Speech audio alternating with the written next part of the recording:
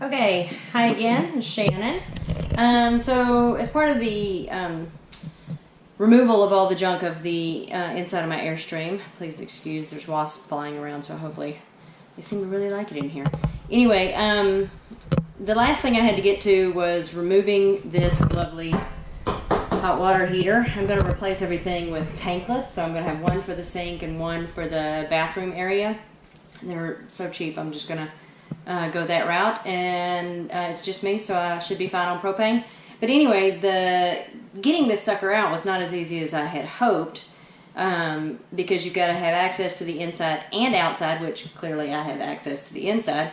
So I'm going to show you the process that I went through to get it out, because when I went to find videos on how to do it, it said removing a hot water heater, and then it just had it removed. It didn't actually show the process. So I'm going to show you what I did.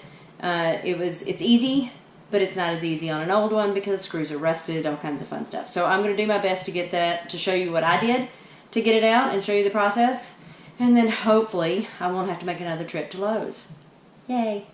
So stay tuned. So here is the hot water heater from the outside. It has this lovely door that holds it shut. This apparently is a popular place for wasps as well. You know, the joys of working on something out in the country.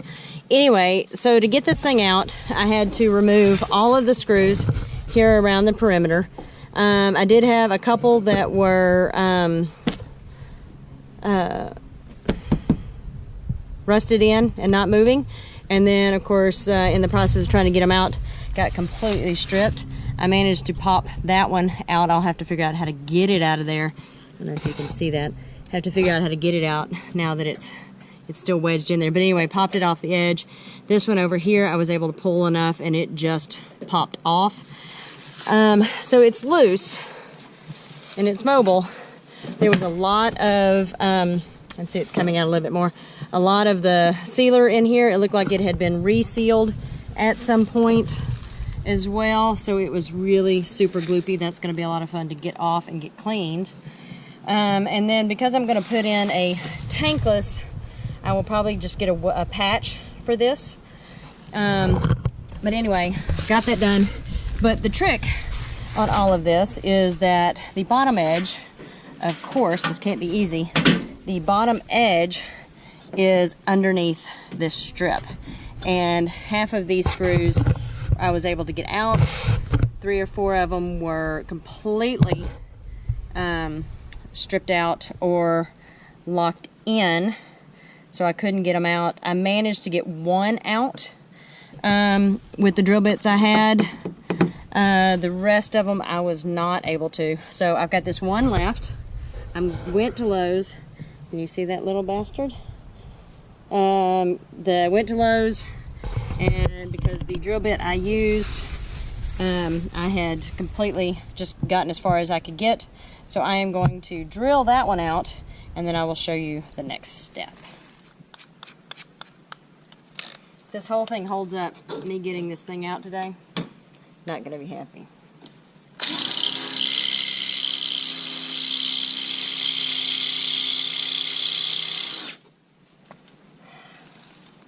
I don't get it, people. I don't get it.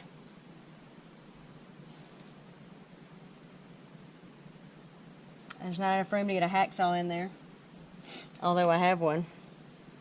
I brought it just in case, but I don't think I can get it behind that. See, this is one, this was, yeah, that's not gonna,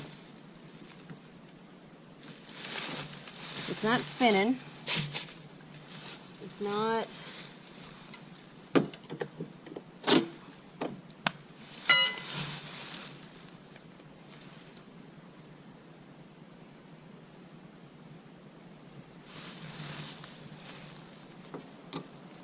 I mean, it's just not moving. All right, I'm gonna keep working on it. Let you know how it goes. All right, well, I'm embarrassed to say it, but it took a crowbar and a hammer to pop it off again. I still can't get the screw out of the hole in the trim, which I'll have to do, and God only know what this is for. I don't know what they were tying to it. It looks like a really bad patch job at one point, but I'm not sure. Fortunately, the trim has got to be redone and repainted anyway, but yeah, looks like they glued that sucker in there. So anyway, it's off. So now you can see that what I've got to do is, sorry for the movement here. Okay, so now you can see that this part here is now exposed, so I can go about the duty of pulling that thing out, and then I'll reattach the trim. Otherwise, it's looking pretty good. Didn't seem to dent anything up too much. I do want to kind of press in the aluminum there on the bottom, but I could press that back out. So I will get this repositioned and start pulling it out. Okay, getting the propane line loosened up and removed. Let's see what I've got to do to fit through that hole. Or if I've got to cut that line. I may have to cut it. Like I said, it's not going back on.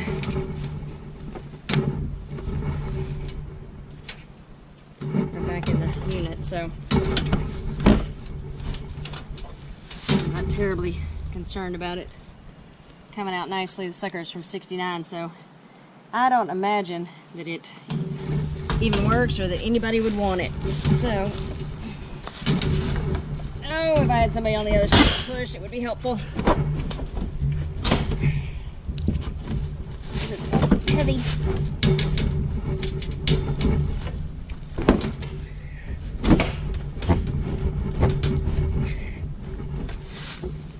Yeah, I'm gonna have to cut it. Or I'm gonna end up damaging something.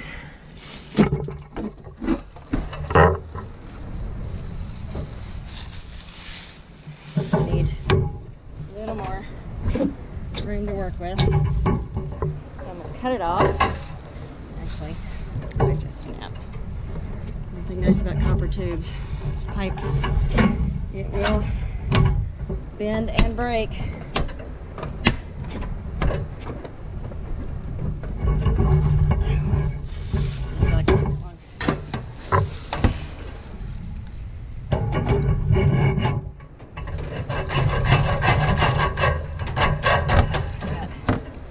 Quite a bit of copper I've taken so far.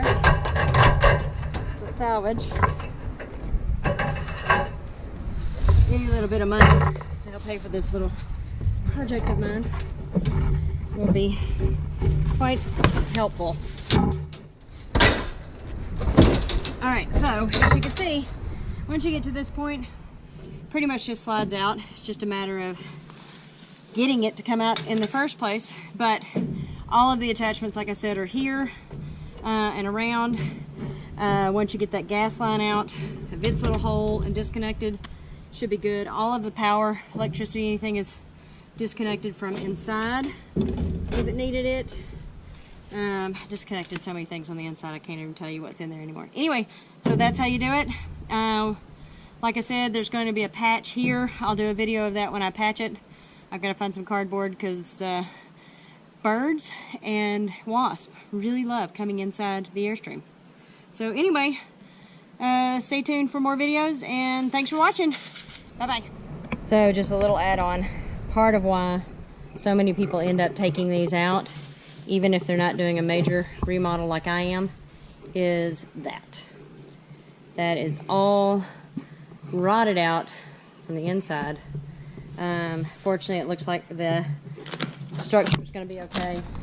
As you can see, that is all toast, and I'll have to do some rust cleanup and repaint and stuff on the trailer. But yeah, that is pretty much the perimeter of the Airstream around the bathroom area. So fortunately, it's all out now, and I won't have to worry about that anymore. Anyway, once again, thanks for watching.